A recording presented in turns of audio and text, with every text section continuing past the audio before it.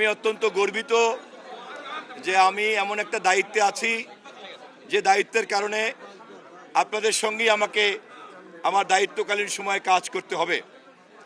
এবং আমার এই তথ্য মন্ত্রণালয়ের মন্ত্রী মানেই হচ্ছে সাংবাদিকদের বন্ধু অথবা সাংবাদিকদের শত্রু, দুইটার একটা।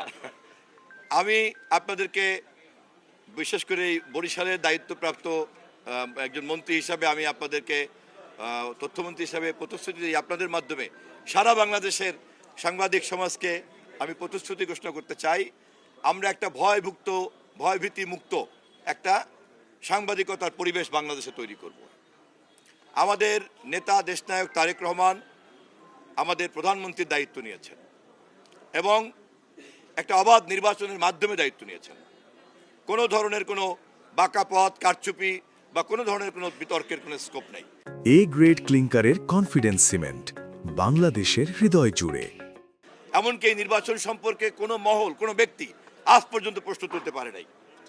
বাংলাদেশের জন্মের পর এত অবাধ নির্বাচন এবং এত বিতর্কের নির্বাচন কখনো হয় নাই। ফলে তারেক রহমান আজ জনগণের নির্বাচিত, জনগণের নেতা।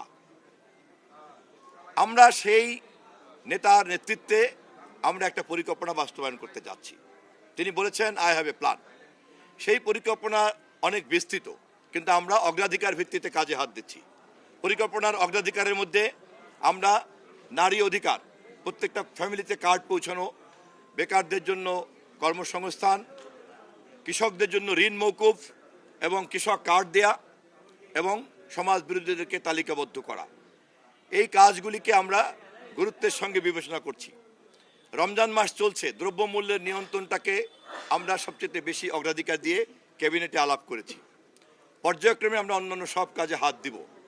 আশা করি আগামী 1-1.5 বছরের মধ্যেই আমাদের নেতা তারেক রহমানের পরিকল্পনা কী ছিল বা কী করতে যাচ্ছে তা আপনারা জাতির সামনে তুলে ধরতে পারবেন।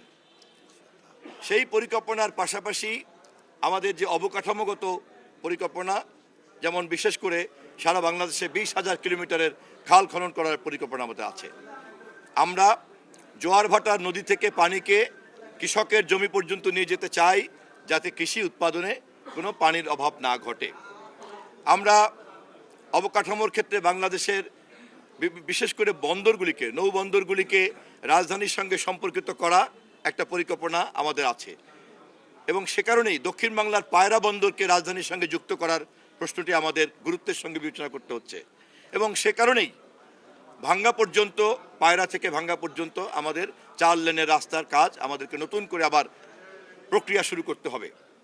আমাদের এই অঞ্চলে ভোলাতে গ্যাস পাওয়া গিয়েছে, আপনারা জানেন, এবং এই গ্যাস যদি পরিপূর্ণভাবে উত্তোলন করা যায় তাহলে শুধু দক্ষিণ অঞ্চল নয়, সারা দেশের অনেক উন্নতির চাহিদা আমরা পূরণ করতে পারবো, জ্বালানির চাহিদা আমরা পূরণ করতে পারবো।